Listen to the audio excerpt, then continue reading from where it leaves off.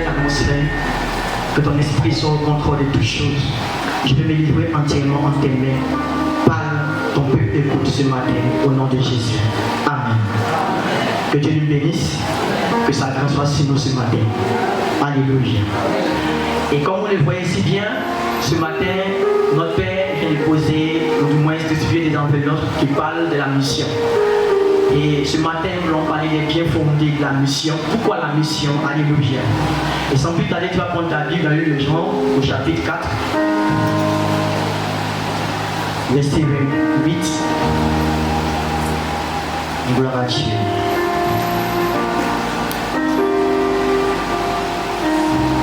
Jean, le chapitre 4, verset 28. Je fais la lecture. Alors la femme ayant laissé sa cruche, s'en alla dans la ville et dit aux gens: venez voir un homme qui m'a dit tout ce que j'ai fait. Il ne serait-ce point le Christ? Il sortit de la ville et il vint vers lui. Pendant ce temps, les disciples le pressèrent de manger, disant: Rabbi, mange. Mais il leur dit: j'ai à manger une nourriture que vous ne connaissez pas. Les disciples se disaient donc les uns aux autres: quelqu'un lui aurait-il apporté à manger? Jésus leur dit: ma nourriture est de faire la volonté de celui qui m'a envoyé et d'accomplir son œuvre. Ne dites-vous pas qu'il y a encore 4 mois jusqu'à la moisson? Voici, je vous le dis, levez les yeux et regardez, les champs déjà blanchissent pour la moisson. Verset 36 enfin, celui qui moissonne reçoit un salaire et amasse des fruits pour la vie éternelle, afin que celui qui sème et celui qui moissonne se réjouissent ensemble. Alléluia. Gloire à Dieu. Ça c'est notre premier test. Et le deuxième test, ce sera à des apôtres. Mais ce matin, bien aimés, nous voulons parler des biens fondés de la mission. Et la mission, qu'est-ce que c'est? La mission est une charge donnée à quelqu'un. Ou du moins, une tâche à accomplir, une tâche bien définie, qui est assignée à la personne d'accomplir. Alléluia. Et ici, il s'agit de notre Seigneur Jésus, qui à un moment donné, pour ceux qui connaissent ce texte, venait de s'adresser à la femme samaritaine.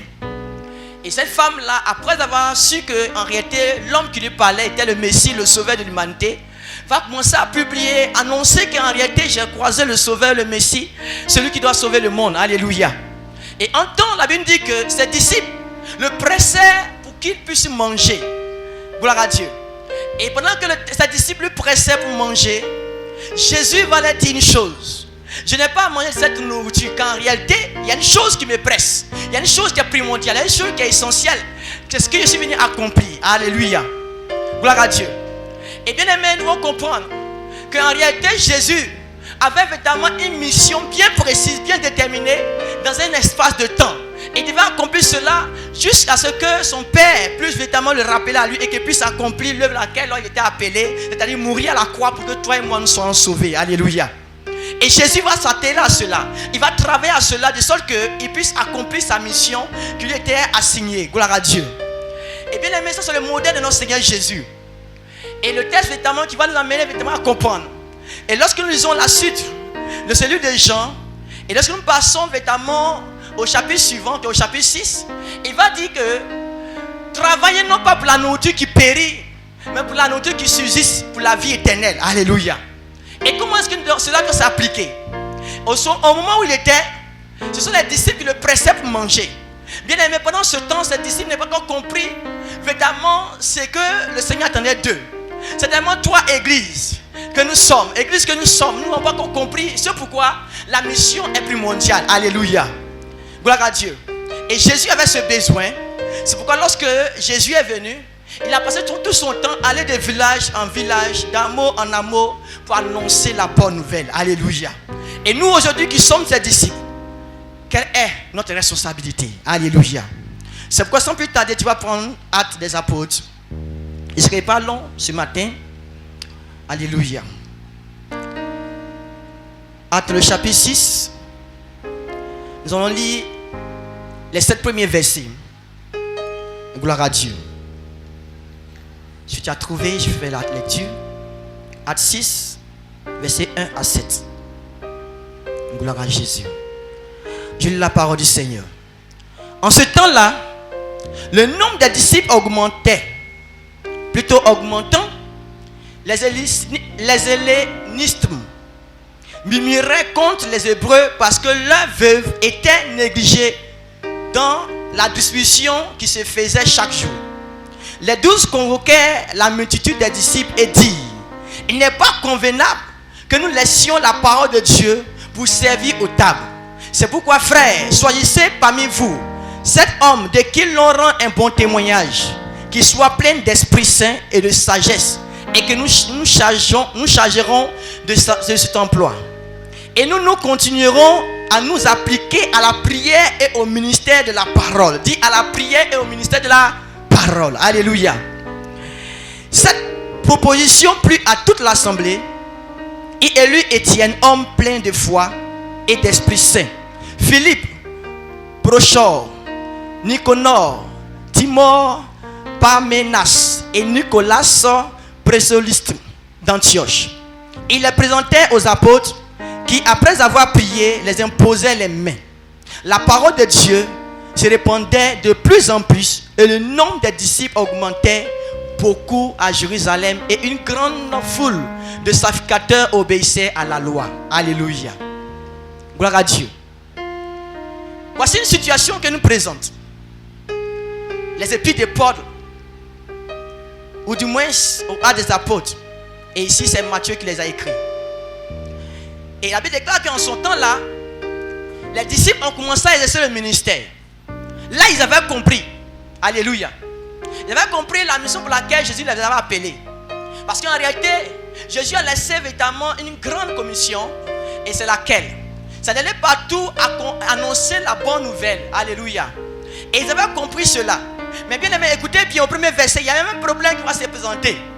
La Bible dit qu'en ce temps-là, le nombre des disciples augmentant, les hellénistes murmuraient contre les Hébreux parce que les veuves étaient négligées dans la distribution qui se faisait chaque jour. Alléluia. Et tu dois comprendre ce matin qu'en réalité, qui sont ceux qu'on appelle hellénistes? Ce sont les Juifs de la diaspora, c'est-à-dire nés en Palestine. Et ceux-là, ils étaient véritablement venus s'ajouter au nombre des disciples. Mais bien aimé, les manières de comprendre, les philosophies étaient différentes véritablement des disciples. Ils s'attardaient sur la nourriture, sur le partage de la nourriture. Au point où véritablement il y avait des disputes dans le temple. Il y avait véritablement des discussions inutiles. Et bien aimé, regardez ce qui va suivre. La Bible déclare que les 12 convoquaient la multitude de ses disciples et dit: il n'est pas convenable, il n'est pas juste que nous arrêtons d'annoncer la bonne nouvelle pour ces choses. Alléluia. Ce matin, tu dois comprendre que ces choses qui se passent dans l'église, les choses inutiles, la priorité pour toi en tant qu'église, c'est d'annoncer la parole de Dieu. Il faut que la mission soit pleinement accomplie. Alléluia. C'est pourquoi il a dit: qui enverrai-je? Qui enverrai-je, bien-aimé? Le Seigneur Jésus avait une préoccupation. Il avait évidemment un besoin. Et il a accompli son ministère pendant 3 ans et demi. Il a légué cela, cette tâche à ses disciples. Mais ceux-ci ont fait leur part. Et aujourd'hui, par la grâce de Dieu, la bonne nouvelle nous est parvenue jusqu'en Afrique. Et toi et moi, nous avons entendu la bonne nouvelle. Mais bien aimé, il y a encore beaucoup de personnes qui souffrent, qui sont véritablement sur le joug de la malédiction, qui n'ont pas encore connu Jésus. Mais qu'est-ce que nous devons faire en tant qu'église? Est-ce que nous devons rester attardés aux choses inutiles, les choses qui vont périr? Alléluia. Les choses qui vont véritablement passer. Il dit: travaille non pas pour ce qui va périr, pour la nourriture qui va périr, mais pour celle qui subsiste pour l'éternité, pour la vie éternelle. Alléluia. Et ce matin, je vais t'amener à comprendre que toi et moi, nous devons nous atteler à travailler pour la mission. Nous devons nous atteler véritablement à comprendre que ce que est primordial aux yeux de notre Seigneur, ce qui va réjouir le cœur du royaume, ce qui va véritablement amener au Seigneur Jésus de dire un jour: bon et fidèle serviteur, entre dans ma joie parce que tu as accompli ma volonté. Alléluia. Gloire à Dieu. Il dit: n'est pas juste, n'est pas convenable que nous puissions véritablement arrêter ces choses. Nous arrêtons d'annoncer la bonne nouvelle. Nous devons continuer de travailler à cela. Et la Bible dit qu'ils ont commencé à choisir, ils ont proposé de choisir parmi le peuple de Dieu des hommes sages, des hommes remplis de l'Esprit de Dieu. Mais il y a vraiment cette une chose. Quand il y a la suite des apôtres, même Étienne qu'ils ont choisi, même Philippe qu'ils ont choisi, c'est vrai qu'au départ ils étaient appelés à servir la nourriture, à gérer l'église comme responsable, comme diacre. Mais bien aimés, eux aussi ils ont compris cela. Voilà pourquoi à un moment donné, Étienne a annoncé de tout son cœur l'évangile, au point où il fut lapidé. Alléluia. Bien aimés, des gens souffrent. Des gens souffrent pour la mission. Des gens sont décapités en Palestine, en Arabie Saoudite. Mais toi et moi, qu'est-ce que nous devons faire? C'est pourquoi le Seigneur crie à toi. Il crie à ce que véritablement il y ait des personnes qui comprennent que les temps que nous levons, que la nation ivoirienne se lève, que l'église de Dieu se lève pour annoncer la bonne nouvelle, pour travailler. Certainement, tu n'as pas la capacité de pouvoir annoncer l'évangile, mais tu peux donner ton argent. Alléluia. Qui enverrai-je pour donner de son argent? Qui enverrai pour donner de ses biens? Qui enverrait pour donner son salon? Certainement tu habites quelque part, tu as une coupe familiale certainement à Divo, à Guetafla, à Vavois ou à Gros-Veillot. Bien aimé, ce matin je vais te dire une chose. Le temps est arrivé que tu puisses donner ce que tu as pour que la moisson, la bonne nouvelle soit annoncée, que des vies soient sauvées. Alléluia. Est-ce que quelqu'un comprend la pensée du Seigneur ce matin? Gloire à Dieu. Les disciples ont travaillé à cela sans relâche, sans répit, parce que c'était urgent. C'est ce qui était primordial aux yeux du Seigneur. Alléluia. Je ne veux pas que Bethany Ebenezer soit semblable. Le nom qui a été assigné à notre mission, c'est la mission internationale des églises Bethany. Alléluia. C'est-à-dire une église missionnaire. Et une église missionnaire, c'est toi de travailler à la mission. Alléluia. C'est pourquoi ce matin tu as reçu cette enveloppe. Et donc tu dois comprendre que le Seigneur a besoin de ton argent, a besoin de ta disponibilité, il a besoin de ton temps, que tu puisses lui donner pour annoncer l'évangile. Annoncer l'évangile, ce n'est pas la question ou du travail seulement du pasteur, ni des diacres, ni des responsables. Tu peux dire simplement à quelqu'un dans un troro, à ta voisine de car, à ton voisin, que Jésus t'aime. Accepte-le de tout ton cœur. Alléluia, et tu seras sauvé. Gloire à Dieu. Et cela suffit, seulement que tu prennes la résolution de le faire. Ils avaient compris cela.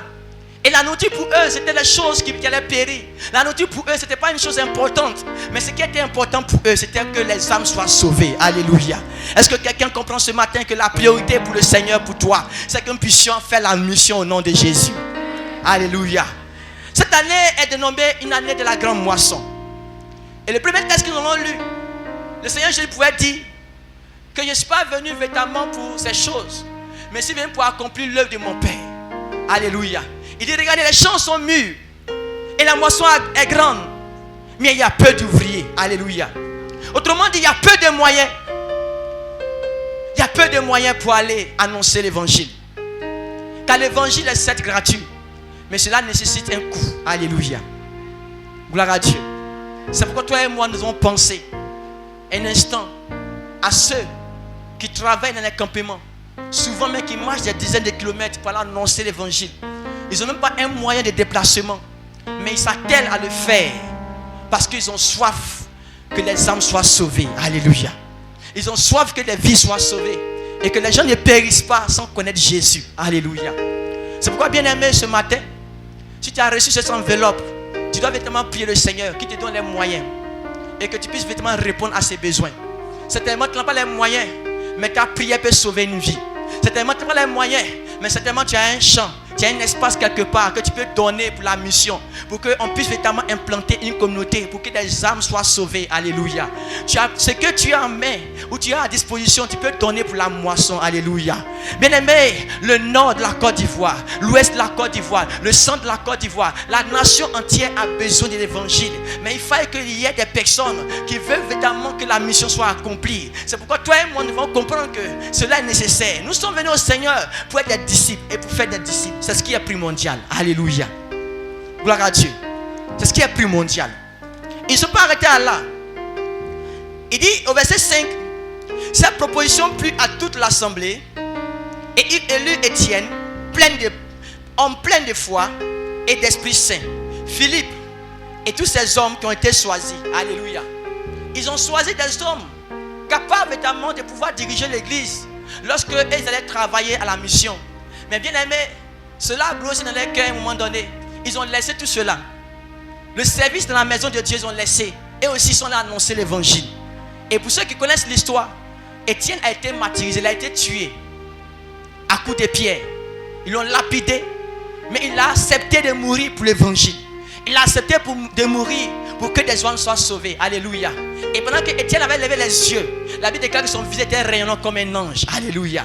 Bien aimé, Jésus pouvait dire que ceux qui travaillent pour la moisson, ils ne perdront pas les récompenses, mais ils auront un salaire. Alléluia. Il est préférable de travailler pour le salaire que Dieu doit te donner, car ce qui est éternel, c'est ce qui va susciter pour toujours au nom de Jésus. Alléluia. Ces choses vont périr, mais ces choses sont utiles pour ici-bas. Et ce que Dieu t'a donné, mets cela a priori, mets cela véritablement en évidence pour que le Seigneur puisse en servir, pour véritablement annoncer l'évangile, pour que des âmes soient sauvées. Ça sera ta plus grande récompense que tu as mis à la disposition du Seigneur, ce qu'il t'aurait donné. Alléluia. Gloire à Dieu. Et le point que je vais donner, qui va suivre, c'est qu'en réalité, tu dois comprendre ce matin que toi, Bethany Ebenezer, tu es une église missionnaire. Alléluia. Tu es une église missionnaire. Dis, je suis une église missionnaire. Est-ce que quelqu'un peut proclamer ce matin que je suis un missionnaire du Seigneur? Alléluia. Gloire à Dieu. C'est pourquoi moi-même, avec véritablement la situation, je priais véritablement le Seigneur. Et ma plus grande soif, c'est que ma famille se soit sauvée. Mais je sais une chose, que nous avons des parents un peu partout dispersés dans le monde entier. Et si tu as des parents dans un campement, dans un village, certainement toi-même tu ne peux pas te déplacer pour aller annoncer l'évangile. Mais il y a des serviteurs de Dieu là-bas. Alléluia. Et ta prière, et ma prière, c'est que Dieu soutienne ces hommes de Dieu. Alléluia. Afin qu'elle ait dans les moyens qu'il faut. Souvent, d'autres sont dans des conditions difficiles. Ils n'ont même pas de dortoir. Alléluia. Mais pour la cause du salut des âmes, ils ne se plaignent pas, mais ils acceptent de payer le prix. Alléluia. Gloire à Dieu. C'est pourquoi ce matin, bien aimés, nous devons comprendre qu'il est temps que nous puissions nous lever pour accomplir la grande mission. Alléluia. Et je vais te dire une chose ce matin, que en réalité, moi-même, j'ai décidé de livrer ma vie au Seigneur. Mais ce n'est pas seulement pour prêcher l'évangile dans la maison de Dieu, mais c'est pour aller partout où le Seigneur m'enverra. Alléluia. C'est pourquoi ce matin, laisse-moi te dire, si à un moment donné tu ne me vois plus ici à Ebenezer, ne sois pas triste, mais certainement tu me verras à Gros-Veillot en train d'annoncer l'évangile. Alléluia. Parce qu'en réalité, Gros-Veillot a besoin de Jésus. Le chef du village a besoin de Jésus. Et bien aimé, nous devons nous atteler à cela parce que le temps presse. Satan travaille, les âmes souffrent, les gens sont sous l'emprise des démons, ils souffrent, mais si nous ne le levons pas, bien aimé, ce sera tard. Mais le temps est encore favorable pour que toi et moi nous puissions nous lever. Alléluia. Gloire à Dieu. C'est tellement une vie, ou bien quelqu'un qui dans peu de temps doit mourir, s'attend à toi que tu viennes lui annoncer l'évangile pour qu'il puisse retourner à son Seigneur. Bien aimé, le méchant, la Bible déclare que Dieu, il ne désire pas que le méchant meure, mais qu'il se répand et qu'il se retourne à son Dieu afin qu'il y ait la vie. C'est tellement des hommes qui ont été qualifiés de méchants, de mauvais. C'est tellement Dieu leur donne encore le temps qu'ils puissent se repentir. Mais si nous avons entendu parler de l'évangile, comment est-ce qu'ils pourront se repentir? Alléluia. C'est pourquoi toi et moi, nous devons travailler à cela. Et le temps est arrivé pour que nous puissions nous lever pour la moisson. Alléluia. Les disciples l'ont fait. Et ils l'ont fait de tous les cœurs. Ils ont travaillé à cela. Et la Bible déclare au verset 7 pour terminer. La parole de Dieu se répandait plutôt de plus en plus. Et le nombre des disciples augmentait. Alléluia. Il n'a pas dit le nombre des chrétiens. Il dit le nombre des disciples. C'est-à-dire ceux qui étaient prêts pour la mission. Comprends qu'un disciple, c'est celui qui est prêt pour annoncer l'évangile. Le chrétien, c'est celui qui attend qu'on le nourrisse, qui attend qu'on lui donne la nourriture. Alléluia. Bien aimé, tu as été assez longtemps nourri. Ce que tu as reçu, c'est le temps qui est arrivé que tu puisses donner aux autres. Alléluia. Est-ce que tu n'es pas rassasié? Tu n'es pas rassasié? Regarde, lorsqu'un enfant a assez mangé et qu'il a assez rassasié, il arrive que cet enfant puisse se rendre. Il est temps que tu puisses vomir la nourriture que tu as reçue. Qui est prêt à vomir? Qui est prêt à vomir à Goetafla? Qui est prêt à vomir à Goyo? Qui est prêt à vomir comme ça, Gros-Veillot, à Saïwa? Alléluia. Gloire à Dieu. Qui est prêt à m'accompagner? Alléluia. Le temps est arrivé pour que tu puisses m'accompagner et que nous puissions nous lever et que Bethany Ebenezer puisse enfanter des églises en Est, que l'église de Bethany Ebenezer puisse enfanter dans le royaume des cieux et que la récompense de Dieu puisse s'attacher à cette communauté parce qu'elle est grande. Alléluia. Dieu a donné les moyens, que ce soit financier, matériel, humain. Et Dieu a mis des dons, des talents. Le Père nous a enseigné sur les talents. Et si tu n'utilises pas des talents, véritablement pour que le Seigneur puisse véritablement utiliser cela pour son œuvre, bien aimé, tu vas mourir. Et Dieu ne veut pas que tu puisses mourir. Parce qu'en réalité, chacun de nous va rendre compte des talents que Dieu lui aurait conférés. Certainement, tu sais prier. C'est un talent. Tu sais intercéder. Tu peux intercéder le Seigneur toute une nuit. Et beaucoup de personnes ont cette grâce-là. Et si tu peux véritablement t'atteler à prier à Dieu pour que des âmes soient sauvées, Seigneur, donne les moyens à la communauté. Donne les moyens tant financiers, matériels, pour que nous puissions accomplir la mission. Seigneur, sauve des âmes qui sont sous l'emprise des démons. Seigneur, opère un miracle pour que, Seigneur, mon Dieu, tout un village soit sauvé. Le nord de la Côte d'Ivoire soit sauvé. Le Seigneur, le monde entier soit sauvé, car les temps sont mauvais. Alléluia. Donc, quand aussi on reçut la grâce financière, certainement tu ne sais pas prier, mais Dieu a besoin de ton argent pour que véritablement le royaume ne se soit annoncé. Ton argent est nécessaire pour ce royaume. Bien aimé, si Dieu a répondu à ton besoin primaire, le besoin primaire, lorsqu'on a étudié la loi de Maslow, la Bible déclare, les saints études nous a montré la classification des différents niveaux de besoins. Et le besoin primaire, c'est que tu arrives au moins à manger, à avoir un dortoir. Bien aimé, si tu arrives à avoir cela, cela suffit largement pour la vie. Et le moyen que Dieu te donne, bien aimé, sache que c'est pour le Seigneur. Alléluia. Gloire à Dieu. Parce que ces choses, on ne les laisse ici-bas. C'est vrai, tu peux construire une villa, mais la Bible déclare dans l'Ecclésiaste, vanité, vanité. Tu vas construire et une autre personne va habiter ta villa. Mais si ton bien a servi pour le royaume des cieux, si ta ville a servi pour que des hommes puissent prier, des gens puissent prier, et là en ce lieu, la vie soit sauvée, la vie soit délivrée, bien aimé, ta récompense sera grande dans le royaume des cieux. Alléluia. C'est de cela qu'il s'agit ce matin. Et je veux que tu aies ces pensées, tu gardes ces pensées dans ton esprit. Et que tu comprennes qu'en réalité, le Seigneur attend de toi d'accomplir la mission. Et sache que tu es un missionnaire désormais au nom de Jésus. Ceux-là, ils n'avaient pas encore compris que c'était véritablement des missionnaires. Lorsqu'on a lu dans Jean, au chapitre 4, les disciples n'avaient pas encore compris véritablement qu'ils étaient véritablement chargés à cela, non pas pour la nourriture.